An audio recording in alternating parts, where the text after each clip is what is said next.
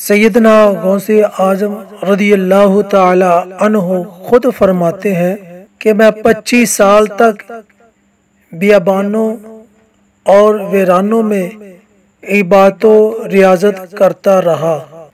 40 سال تک صبح کی نماز عشاء کی نماز کے وضو سے ادا کی اور 15 سال تک عشاء کی نماز کے بعد ایک پاؤں پر کھڑا ہو جاتا اور صبح تک قرآن پاک ختم کر دیتا۔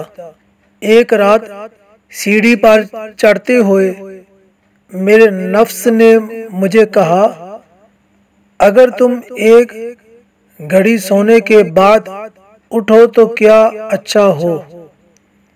فرماتے ہیں کہ یہ خیال آتے ہی میں وہاں کھڑا ہو گیا اور قرآن مجید پڑھنا شروع کر دیا حتیٰ کہ پورا قرآن ختم کر دیا۔ فرمان آخری نبی صلی اللہ علیہ وآلہ وسلم، جو اللہ پاک کے کسی ولی سے دشمنی رکھے، تحقیق اس نے اللہ پاک سے اعلان جنگ کر دیا۔